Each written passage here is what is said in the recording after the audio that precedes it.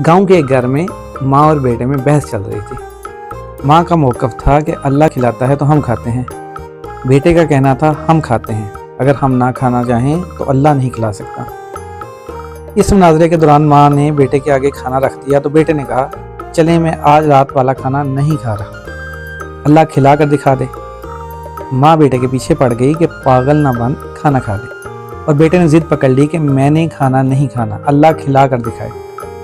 माँ बेटे को भूखा कहाँ देख पाती है। उसने इसरार शुरू किया तो बेटा तंग आके घर से निकल के गांव के कब्रिस्तान में जाके सो गया। माँ ने एक ज़बरदस्त किस्म का खुशबूदार हलवा बनाया और जाके बेटे से कुछ फासले पर एक कब्र पर उस ख्याल से रखाई कि रात को भूख से जाग गया तो कोई देखने वाला ना होगा और ये खा लेगा। रात के आखिरी पहर कब्रिस्तान में डाकू आ गए जो उस गांव को लूटने की गरज से पहुंचे थे।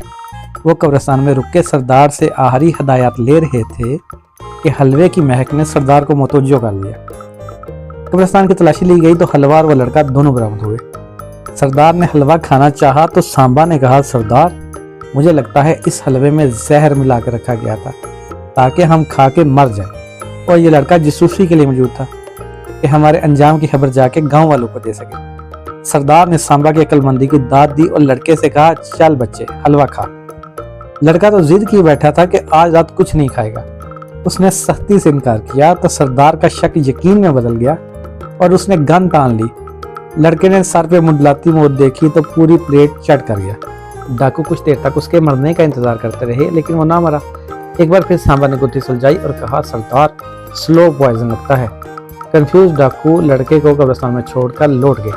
जब फजर की अज़ान हुई तो लड़का खाली प्लेट हाथ में लिए मुंह लटकाए घर में दाखिल हुआ।